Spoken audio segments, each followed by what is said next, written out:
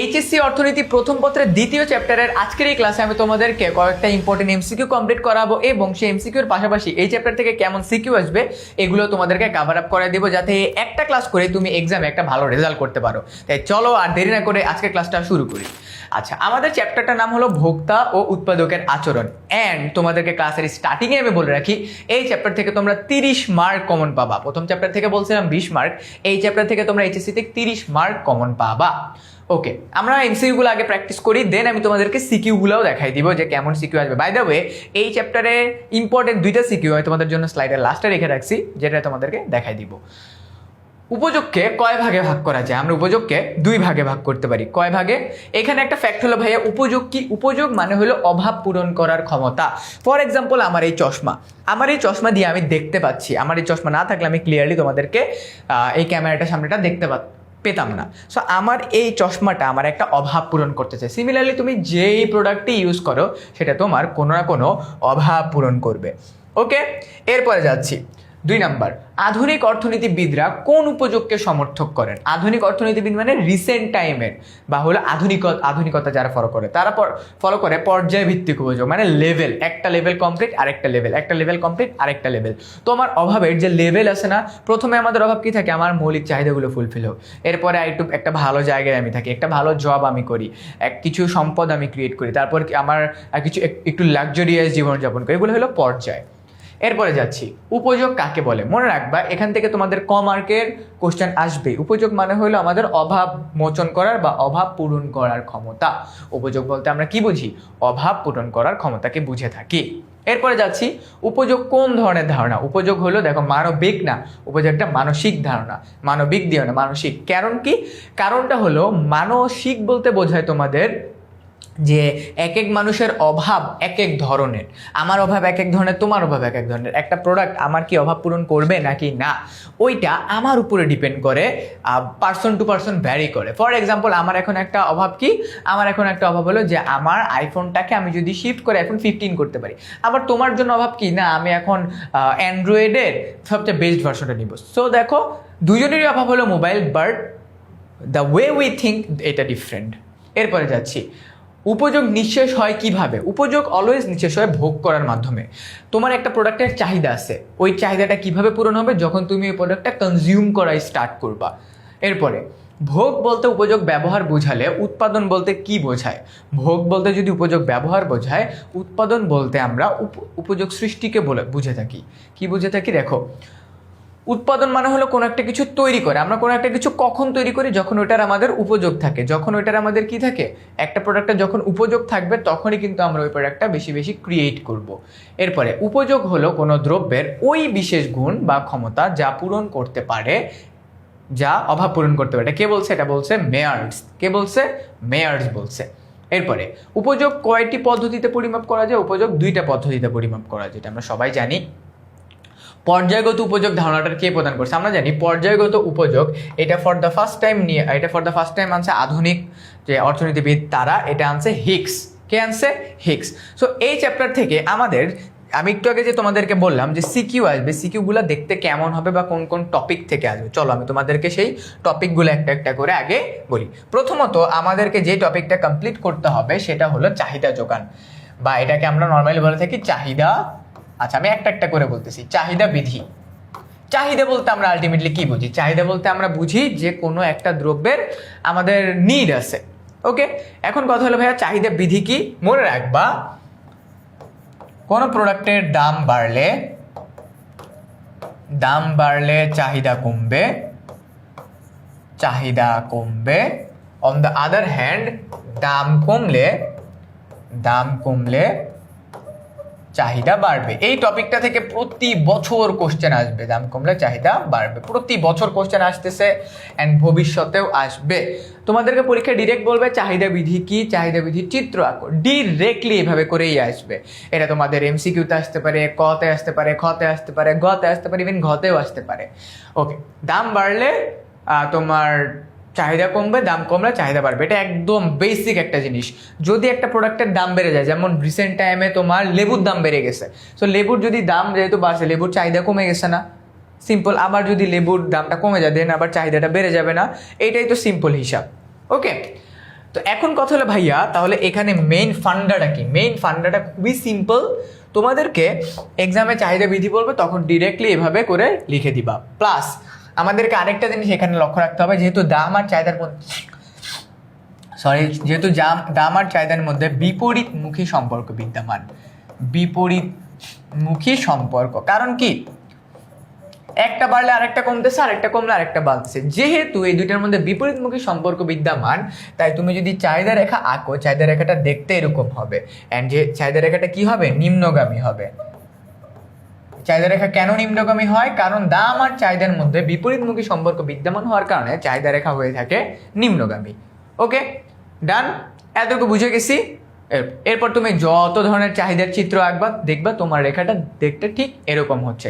চাহিদা রেখাটা আঁকার পর এখানে ডি, চাহিদাকে আমরা ডি দ্বারা প্রকাশ করি। যেহেতু আমরা চাহিদা বুঝে গেলাম, চাহিদার পাশাপাশি আমাদেরকে আরেকটা জিনিস বুঝতে হবে। আচ্ছা দাঁড়াও, আমি তোমাদেরকে একদম প্র্যাকটিক্যালি দেখাই দিই যে এটা দেখতে আলটিমেটলি, বা চাহিদাটার এটা দেখতে আলটিমেটলি কেমন হয়ে থাকবে। ওকে, সো দেখো, আমাদের মনে করো এক্সামে এরকম একটা বক্স দেওয়া থাকবে, বক্সের ভিতরে মনে করো এরকম তিনটে দিয়ে থাকলো, একটা হলো দাম, আর একটা হলো চাহিদা। একটা হলো দাম আর একটা কি? চাহিদা। দাম 1 2 3। ওকে, চাহিদা দাম 1 2 3, চাহিদা 5 10 15। আচ্ছা, দাম যদি বাড়ে চাহিদা কমবে। ওকে, ওয়েট 15 10 5, সিম্পল। এইবার দেখো, একটা প্রোডাক্টের দাম কম, ওটার চাহিদা বেশি, দাম বাড়তেছে চাহিদা কমতেছে, এভাবে করে দেওয়া থাকবে। আমরা যখন চিত্র আঁকবো, আমরা অলওয়েজ তোমার মনে করো চাহিদাটাকে এখানে দিব, দামটাকে এখানে দিব না, চাহিদাটাকে এখানে দিব। হ্যাঁ, আমরা দামটাকে এখানে দিব। অলওয়েজ মনে রাখবা, দামটাকে আমরা এই সাইড দিব, চাহিদা বা যোগানটাকে আমরা নিচে দিব। এখানে দিব দাম, এখানে দিব আমরা চাহিদা।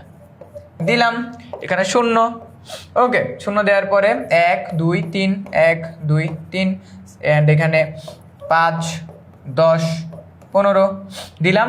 1 হলে 15, 1 হলে 15, 2 হইলে 10, 3 হইলে 5। মিলে গেছে? চাহিদা রেখা নিম্নগামী। ডান। এবার আমরা যাব যোগান রেখাতে। কিসে যাব? এবার আমরা যাব যোগান রেখাতে। যোগান রেখা। ওকে, চাহিদা রেখাটার ঠিক উল্টা হলো যোগান রেখা। চাহিদা রেখাটার একদম এক্সাক্ট উল্টা হলো যোগান রেখা। যোগান রেখাতে হলো দাম বাড়লে যোগান বাড়বে।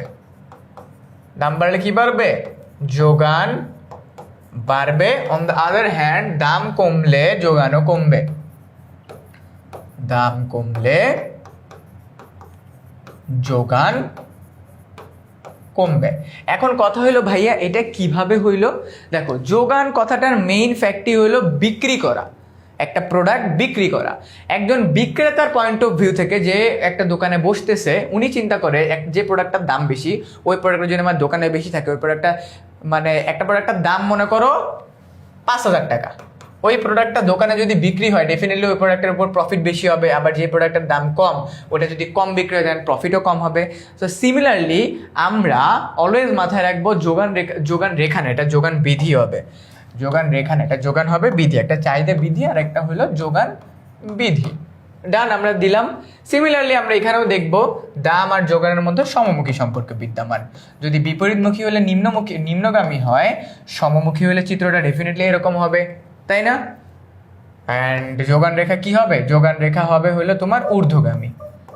অ্যান্ড এটা মনে রাখবা, বাম দিক থেকে ঊর্ধ্বগামী। ঊর্ধ্বগামী কারণ কি? যোগান রেখা কেন ঊর্ধ্বগামী? কারণ দাম আর যোগানের মধ্যে সমমুখী সম্পর্ক বিদ্যমান। সো চলো এবার আমরা এটা প্রুভ নাকি এটা আমরা একটু দেখি যে এটা কি আদৌ সত্যি নাকি। আমাদের সিমিলারলি পরীক্ষার সময় একটা বক্স দেয়া থাকবে, এখানে দেয়া থাকবে আমাদের দাম, এখানে দেয়া থাকবে আমাদের যোগান। দাম আর যোগান দিল 1 2 3। দাম বেশি তার মানে যোগানও বেশি, দাম বেশি তার মানে কি? যোগানও বেশি। সো দাম বেশি যদি হয় যোগানও বেশি, তাহলে হবে কি? আচ্ছা, দাম কম চাহিদা বেশি, দাম বাড়ছে। দাম, আচ্ছা এটা হবে 5 10 15। দাম কম যোগান কম, দাম বেশি যোগান বেশি। ওকে, দাম কম যোগান কম, দাম বেশি যোগান বেশি। ওকে, এরপরে চলে যাচ্ছি আমরা চিত্রতে। চলো দেখি চিত্রটা কি হবে আমাদের। এখানে মনে করো থাকবে আমাদের যোগান, এখানে থাকবে হলো আমাদের দাম। 0 1 2 3 1 2 3 5 10 15 5 10 15 1 হলে 5 2 হলে 10 3 হলে 15 মিলছে? যোগান রেখা ঊর্ধ্বগামী, চাহিদা রেখা নিম্নগামী, যোগান রেখা ঊর্ধ্বগামী, চাহিদা রেখা নিম্নগামী। এখন অনেকে বলবে ভাইয়া বুঝে গেছি চ্যাপ্টার ডান। আরে বাবা না, এই যে এতক্ষণ তুমি যেটা শিখলা এটা হলো প্রাইমারি লেভেল। এখন যেখান থেকে মেইন এইচএসসিতে তোমার প্রশ্ন আসবে সেটা হলো বাজার ভারসাম্য। সেটা কি? বাজার ভারসাম্য। বাজার ভারসাম্য কথাটার মূল অর্থ কি? বাজার ভারসাম্য, ভারসাম্য ভারসাম্য বলতে আমরা সাধারণত ব্যালেন্স করাকে বুঝি। তার মানে চাহিদা আর যোগান দুইটা যেখানে স্টেবল আছে, কোন জায়গাতেই স্টেবল হয়, যেখানে চাহিদা আর যোগান সমান, সেটাই হলো ভারসাম্য। আমরা তখন চাহিদা আর যোগান রেখা দেখছি। এই ক্যাটাগরির কোশ্চেনের ক্ষেত্রে আমাদেরকে উদ্দীপকে যখন আমাদের সৃজনশীল আসবে বাজার ভারসাম্য থেকে, তখন আমাদের কোশ্চেনের ভিতরে তিনটা জিনিস দেওয়া থাকবে: দাম, চাহিদা, যোগান। দাম, চাহিদা, যোগান দেওয়া থাকবে। খেয়াল করো, এখান থেকে 10 মার্ক আসবে। দাম, চাহিদা, যোগান দেয়া থাকবে 1 2 3, তিনটা দিয়ে দিল। তো আমরা কি জানি? দাম কম, চাহিদা বেশি, তার মানে হলো 15 10 5 এটা। আর দামের ক্ষেত্রে যোগান, দাম কম যোগানও কম, দাম কম যোগানও কম। ডান।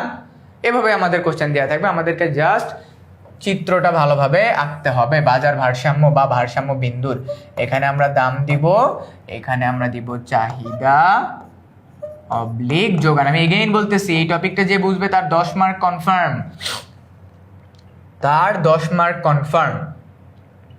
ওকে, সো এবার আমরা দিব 1 2 3 1 2 3 দিলাম। তারপরে দিব হলো আমরা 5 10 15 5 10 15। তোমাদের বোঝার সাপেক্ষে আমি চাহিদার ক্ষেত্রে একটা কালার ইউজ করবো, যোগানের ক্ষেত্রে আরেকটা কালার ইউজ করবো। বাট তোমরা যখন এক্সামে করবা, গ্রাফ পেপারে করবা, যেখানে করো তোমরা অলওয়েজ জাস্ট পেন্সিল ইউজ করবা। খেয়াল করো, আমরা প্রথমে চাহিদা রেখা আঁকতেছি। 1 হলে 15, 1 হলে 15, এখানে মিলে নাই। 1 হলে 15, 2 হইলে 10, 3 হইলে 5। এটা আমাদের কি রেখা? এইটা আমাদের চাহিদা রেখা গেল। অ্যান্ড আমরা যদি আরেকটা কালার ইউজ করে তোমাদেরকে যোগান রেখা দেখাই, 1 হইলে 5, 2 হইলে 10, 3 হইলে 15। 1 সো এইটা হইলো আমার চাহিদা রেখা, এইটা হইলো আমার যোগান রেখা। এই যে আমার যে বিন্দুটা আছে, এই বিন্দুটা হইলো আমার বাজার ভারসাম্য। বাজার ভারসাম্য। তুমি যদি এইটাকে এক্সামে ভালোভাবে অ্যান্সার করতে পারো, তুমি 10 on 10। দেখছো, এটাকে বলা হয় বাজার ভারসাম্য। অ্যান্ড এই বিন্দুতে চাহিদা আর যোগান সমান। এখানে এই বিন্দুতে আমার দাম ইকুয়াল টু 2 টাকা, চাহিদা অবলিক যোগান, এই দুইটাই কত? এই দুইটাই হলো 10। তার মানে কোনো প্রোডাক্ট, যে প্রোডাক্টের দাম 2 টাকা, ওইটার চাহিদা এবং যোগান দুইটাই 10। বুঝতে পারছো? এই টপিকটা তুমি যদি পারো, তুমি এক্সামে 10 মার্ক কমন পাবা। ওকে, এই চ্যাপ্টার থেকে আরো কি কি জায়গা থেকে প্রশ্ন আসবে? আরো জায়গা থেকে প্রশ্ন আসবে হলো আমাদের আরো দুইটা গুরুত্বপূর্ণ আছে। একটা হলো স্থিতিস্থাপকতা, আর একটা কি? ঢাল। একটা হলো স্থিতি। আমি তোমাদেরকে ইন ব্রিফ বোঝাই দিতেছি। ইন ব্রিফ, স্থিতিস্থাপকতা, স্থাপকতা, আরেকটা কি? আরেকটা হলো আমাদের ঢাল। ওকে, তোমরা অনেকেই জানো এটা কি, আবার অনেকে এটা নিয়ে কনফিউজ থাকো। মনে রাখবা, স্থিতিস্থাপকতা হলো তোমার স্থিতিস্থাপকতা হলো দামের শতকরা পরিবর্তনের ফলে চাহিদার শতকরা পরিবর্তন। মনে রাখবা, দামের শতকরা পরিবর্তনের ফলে দামের শতকরা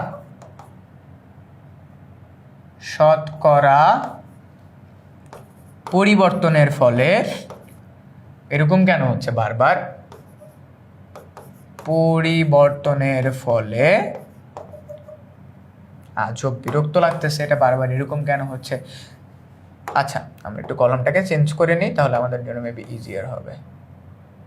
ওকে, স্থিতিস্থাপকতা হলো দামের শতকরা পরিবর্তনের ফলে চাহিদার শতকরা পরিবর্তন। দামের শতকরা পরিবর্তনের ফলে চাহিদার শতকরা পরিবর্তন। চাহিদার শতকরা পরিবর্তন। পরিবর্তন। দেখো এই টপিক থেকে তোমাদের কিন্তু একটা ফুললি আর একটা সিকিউ আসবে, এটা হলো ম্যাথ ক্যাটাগরির আসবে। কি আসবে? ম্যাথ ক্যাটাগরির আসবে। সো আমাদের এটা মনে রাখতে হবে যে এই ক্যাটাগরির কোশ্চেনের ক্ষেত্রে আমাদের অলওয়েজ মাথায় রাখতে হবে যে আমাদের সূত্রগুলো একটু ভালোভাবে মনে রাখতে হবে। সো আমি তোমাদেরকে যদি বলি ইডি ইকুয়াল টু তোমার মনে করো দামের পার্সেন্টেজ চাহিদার পার্সেন্টেজ, দুইটাকে ভাগ করবা, ভাগ করলে উপরে তোমার দাম নিচে হলো চাহিদা, এরকম দুইটা পার্সেন্টেজ দিয়ে তুমি ভাগ করবা, ভাগ করলে দেন তুমি মনে করো একটা মান পাবা। যেমন আমি যদি তোমাদেরকে এক্সাম্পল দিয়ে একটা দেখাই দিই, চালের দাম 10% কমিয়ে চালের দাম 10% কমলে চাহিদা 20% বাড়ে। মনে করো কি, মনে করো এক্সামে কোশ্চেন আসলো চালের দাম 10% কমলে চাহিদা 20% বাড়বে। সো তুমি 10কে 20 দিয়ে ভাগ করে দাও, এটা হলো আমাদের স্থিতিস্থাপকতা। আমাদের বইয়ের ভিতরে বিভিন্ন ধরনের স্থিতিস্থাপকতা আছে, গাণিতিক স্থিতিস্থাপকতা, আর স্থিতিস্থাপকতা, but the basic fact is একটা দামের পরিবর্তনের কারণে আরেকটা কতটুকু পরিবর্তন হচ্ছে। ডান। এই স্থিতিস্থাপকতা থেকে আমাদের যে ম্যাথটা আছে, এই ম্যাথ থেকে আমাদের ফুললি একটা সৃজনশীল আসার পসিবিলিটি আছে। এরপর আছে আমাদের দেখো ঢাল, বা যেটাকে আমরা স্লোপ বলে থাকি। ঢাল হলো দাম পরিবর্তনের ফলে ঢাল হলো দাম পরিবর্তনের ফলে পরিমাণের পরিবর্তনের হার। অর্থাৎ আচ্ছা খেয়াল করো, ঢাল বলতে আমরা আলটিমেটলি কি বুঝি? ঢাল বলতে আমরা আলটিমেটলি বুঝতেছি হলো যে দাম পরিবর্তনের ফলে, মনে করো কোনো প্রোডাক্টের দাম পরিবর্তনের ফলে পরিমাণের পরিবর্তনের হার, মানে কতটুকু পরিমাণের পরিবর্তন হয়েছে, পরিমাণের পরিবর্তনের হার। মনে করো কোনো একটা প্রোডাক্টের দাম বাড়ছে বা কমছে, এটার কারণে আমার কি পরিমাণ পরিবর্তন হয়েছে বা আমার প্রোডাক্টের চাহিদার উপরে কি পরিমাণ পরিবর্তন হয়েছে, ওইটাকে আমরা বুঝতেছি। ঠিক আছে, এটার সূত্রটা কি? এটা সূত্রটা খুবই সিম্পল। এটার সূত্রটা বলতে আমরা বুঝতেছি, দেখো মনে রাখবা এই চ্যাপ্টারের ক্ষেত্রে আমাদের স্থিতিস্থাপকতা আর ঢাল, এই দুইটার সূত্রটা একটু ভালোভাবে মনে রাখতে হবে। এটা হলো del p divided by del q. Del মানে হলো পরিবর্তন, ডেল মানে কি? ডেল মানে হলো পরিবর্তন, তার মানে আগের পরেরটা থেকে আগেরটার পরিবর্তন। মনে করো আগে দাম ছিল 20 টাকা, এখন হচ্ছে 30 টাকা, তার মানে 30 থেকে 20 বাদ দিতে হবে। অ্যান্ড সিমিলারলি আমাদের কি আছে, এটার সাথে আমরা গুণ করব কি? Del p divided by del q. Done, বুঝতে পারছো? ক্লিয়ার? সো এইভাবে করে আমরা স্থিতিস্থাপকতা আর ঢাল এই দুইটাকে আমরা জাস্ট মাথায় রাখতেছি, যেহেতু আমি তোমাদেরকে মানে বেসিক বোঝাচ্ছি। এখন ফুললি ডেপথে গেলে আমাদের ক্লাসটা অনেক লং হয়ে যাবে, বাট বেসিক জিনিসটা হলো স্থিতিস্থাপকতা বলতে এটা বোঝায়, ঢাল বলতে এটা বোঝায়। তোমাদের বইয়ের ভিতরে অনেকগুলো প্র্যাকটিস আছে, ওগুলো প্র্যাকটিস করলে তোমরা মোটামুটি বলা যায় এই টপিক থেকে অ্যান্সার করতে পারবা। তার পাশাপাশি আমাদের সেকেন্ড চ্যাপ্টারের সাথে থার্ড চ্যাপ্টারের কিছু মিক্সড অ্যান্ড ম্যাচ করে কিছু কোশ্চেন আছে। কেমন কোশ্চেন ওইটা আমি তোমাদেরকে একটু পর দেখাচ্ছি, যাতে করে তোমরা এমসিকিউটা দেখলেই বুঝতে পারো। ওকে, আমরা আবার এমসিকিউতে ফিরে যাচ্ছি। আমরা অনেকক্ষণ ধরে সিকিউ পড়লাম। এরপরে সংখ্যাগত উপযোগ বিশ্লেষণের প্রবক্তাকে। সংখ্যাগত উপযোগ বিশ্লেষণের প্রবক্তা হলো অধ্যাপক মার্শাল। কে? অধ্যাপক মার্শাল। এরপরে কোনটি পর্যায়গত উপযোগ? ওকে, মোট উপযোগ টিইউ সর্বোচ্চ হলে প্রান্তিক উপযোগ এমইউ কি হবে? কাইন্ড অফ এই টপিকটা থার্ড চ্যাপ্টারের, বাট এই টপিকের কিছু কিছু বেসিক তোমাদের এই চ্যাপ্টারেও আছে। সো এই টপিকটা আমরা আরো ক্লিয়ারভাবে বুঝবো থার্ড চ্যাপ্টারের ভেতরে। ওকে, আমরা আগে এটা দেখি। মোট উপযোগ টিইউ সর্বোচ্চ হলে প্রান্তিক উপযোগ এমইউ কি হবে? এমইউ অলওয়েজ 0 হবে, এটা মাথায় রাখবা। মোট উপযোগ যদি সর্বোচ্চ হয়, প্রান্তিক উপযোগ তখন হবে 0। একটি নির্দিষ্ট সময়ে একটি দ্রব্য ক্রমাগত ভোগ করতে থাকলে তার কোনটি হ্রাস পায়? তার উপযোগ হ্রাস পায়। একটা নির্দিষ্ট সময়ে একটা দ্রব্য ক্রমাগত ভোগ করতে থাকলে তার উপযোগ হ্রাস পায়। কোন অর্থনীতিবিদরা সংখ্যাগত উপযোগকে সমর্থন করেন? এটা হলো ক্লাসিক্যাল, তার মানে অনেক আগের মানুষজন। 10টা আম কিনে 4টা খাওয়ার পর জনি আর খেতে পারলো না, এটা কিসের প্রকাশ? এটা বলো, এটা অনেক ট্রিকি একটা কোশ্চেন। ইফতারের টাইমে তোমার সামনে অনেক খাবার আছে, এখন তুমি জাস্ট 10 রকমের খাবার মধ্যে 4 রকমের খাবার খাইলা, বাকিগুলো খাইতে পারলা না। এটার কারণ কি? এটার কারণ হলো তোমার উপযোগ পূরণ হয়ে গেছে। তোমার খাবারের যে অভাব, ওই অভাবটা পূরণ হয়ে গেছে। বাট একটা স্পেসিফিক খাবারের ক্ষেত্রে তোমার সামনে আরও, তুমি বাকিগুলো কেন খেলে না? কারণ তোমার পেটের যে আরও পোর্শনটা আছে, তোমার যে আরও ক্ষুধাটা আছে, ওইটা তুমি অন্য খাবার খেয়ে ফুলফিল করবা। এই জন্য এখানে চাহিদাটা এই জন্য এখানে চাহিদাটা অ্যান্সার হয়নি। ওকে, এরপরে যাচ্ছি। উপযোগ হলো কি? মানসিক ধারণা, অভাব পূরণের ক্ষমতা, উপকারিতা। এটা উপকারিতা না, এটা উপযোগিতা হবে। এটা উপকারিতা না, এটা হলো উপযোগিতা। উপযোগিতা। ওকে, উপযোগ হলো মানসিক ধারণা, ডেফিনেটলি অভাব পূরণ ক্ষমতা, এবং হলো উপযোগিতা, তিনটাই। এরপরে প্রান্তিক উপযোগ শূন্য হওয়ার পূর্ব পর্যন্ত মোট উপযোগ কি হয়? একটু আগে দেখছি মোট উপযোগ বাড়ে। প্রান্তিক উপযোগের সমষ্টিকে কি বলা হয়? প্রান্তিক উপযোগের সমষ্টিকে, তার মানে MU, এইটার মানে যে সামিশন আছে, ডেফিনেটলি এটা সামিশন হলো মোট উপযোগ, কারণ আমরা মোট উপযোগ থেকে মাইনাস করে করে করে করে প্রান্তিক উপযোগটা বের করে থাকি। প্রান্তিক উপযোগ হ্রাসের কারণ কি? প্রান্তিক উপযোগ হ্রাসের মূল কারণটা হলো ভোগের পরিমাণ বৃদ্ধি। কোনো একটা প্রোডাক্টের ভোগের পরিমাণ বা আমি কতটা কনজিউম করতেছি ওটার পরিমাণ বৃদ্ধি হইলে আমাদের কি হয়? আমাদের মোট উপযোগ হ্রাস পায়। মোট উপযোগ কিসের উপর নির্ভর করে? মোট উপযোগ নির্ভর করে আমাদের পণ্যের চাহিদার উপরে। কিসের উপরে? পণ্যের চাহিদার উপরে মোট উপযোগটা নির্ভর করে থাকে। এরপরে যাচ্ছি, সর্বশেষ একক থেকে কোন উপযোগ পাওয়া যায়? সর্বশেষ একক থেকে প্রান্তিক উপযোগ পাওয়া যায়। একদম লাস্টেরটা থেকে আমরা প্রান্তিক উপযোগ পেয়ে থাকি। দ্রব্যের দাম তার প্রান্তিক উপযোগ কি? দ্রব্যের দাম তার প্রান্তিক উপযোগের সমান হয়। কোনো প্রোডাক্টের দাম তার প্রান্তিক উপযোগের ডিরেক্ট সমান হয়ে থাকে। প্রান্তিক উপযোগ নির্ণয়ের সূত্র কি? মনে রাখবা delta t u divide by delta q. মনে রাখবা, অলওয়েজ মনে রাখবা MU equal to delta t u divide by delta q. এরপরে কখন ভোক্তা অতিরিক্ত এক একক দ্রব্যের জন্য কম দাম দিতে চায়? যখন হইল উপযোগ কমে যায়। যখন কি হয়? যখন উপযোগটা কমে যায়। ওকে, এবার আমি তোমাদেরকে এই চ্যাপ্টার থেকে যদি দুইটা সিকিউ দেখাই, যে দুইটা সিকিউ থেকে তোমাদের এক্সামে হুবহু কমন চলে আসার বড় একটা পসিবিলিটি আছে। দেখো তো, এই যে কোশ্চেনটা আছে, তোমরা যারা যারা বাসায় প্র্যাকটিস করতে চাও তারা যারা এটা দেখে বাসায় প্র্যাকটিস করবে। এখানে কি কি আছে? পরিবর্তক দ্রব্য। একটা দ্রব্যের পরিবর্তে আমি যদি আরেকটা দ্রব্য ইউজ করি, যেমন চায়ের পরিবর্তে আমি যদি কফি ইউজ করি, এটাকে বলবো আমরা পরিবর্তক দ্রব্য। ওকে, স্বাভাবিক দ্রব্যের ক্ষেত্রে চাহিদা রেখা বাম থেকে ডান দিকে নিম্নগামী হয়। কেন বাম থেকে ডান দিকে? কারণ আমরা চাহিদা রেখা জানি, চাহিদা রেখা বাম থেকে ডানে নিম্নগামী হয়ে থাকে। এখানে খালি ঘরগুলো পূরণ করো। দেখো, আমরা জানি যে মোট উপযোগ, দেখো 10 10, ওকে ফাইন। এবার 18 থেকে যদি 10 বিয়োগ করি, খেয়াল করো, 18 থেকে যদি 10 বিয়োগ করি তাহলে এটা এখানে আসবে, তার মানে এখানে 8 হবে। ওকে, 8 হইল। এবার আমাকে বলছে এখানে 6, তার মানে 18-র সাথে কত যোগ করলে, 18-র সাথে কত যোগ করলে এখানে 6 হবে, এটা আমাদেরকে লিখতে হবে। তার মানে আমাদের এটা কিন্তু একটা ট্রিকি কোশ্চেন। মনে রাখবা, এই কোশ্চেনটা কিন্তু বিভিন্ন কলেজের টেস্ট এক্সামে আসে, বিভিন্নবার এইচএসসি পরীক্ষায় হুবহু এই ক্যাটাগরির কোশ্চেন আসে। তাই অলওয়েজ এই ক্যাটাগরির কোশ্চেনগুলোকে অ্যান্সার করার ট্রাই করবা। প্লাস এখানে আমাদের আরেকটা জিনিস আসতে পারে, AU, এটাও দিয়ে দিতে পারে। এটা হলো অ্যাভারেজ ইউটিলিটি। ওকে, উপযোগ। সো এটা থেকেও আমাদের অ্যান্সার করতে হবে। আমি তোমাদেরকে এটা বলতে পারো একটা টাস্ক দিচ্ছি, যারা যারা বাসায় প্র্যাকটিস করতে চাও তারা তারা এই কোশ্চেনটা প্র্যাকটিস করে ফেলবা। তাহলে তোমরা বুঝতে পারবা যে আলটিমেটলি তোমার এই চ্যাপ্টার প্রিপারেশন কেমন। আমি যে তোমাদেরকে ক্লাসের স্টার্টিংয়েই বলছি, অর্থনীতি প্রথম পত্রের সেকেন্ড চ্যাপ্টার থেকে তোমাদের 30 মার্কের প্রশ্ন আসবে। 10 মার্ক এই টাইপের কোশ্চেন, 10 মার্ক আসবে স্থিতিস্থাপকতা বা ঢাল থেকে, আর 10 মার্ক আসবে বাজার ভারসাম্য থেকে। ওকে, এর পরের ক্যাটাগরি সি কি হলো? চাহিদা সমীকরণ থেকে। যে চাহিদা সমীকরণের আমাদের যে পুরো বিষয়টা আছে, এই যে আর স্থিতিস্থাপকতা বলতে কি বোঝায়, চাহিদা সমীকরণ, তার মানে তোমার নিজের মতো করে তুমি চাহিদা সমীকরণটাকে ব্যবহার করবা, মান বের করবা, চিত্র আঁকবা।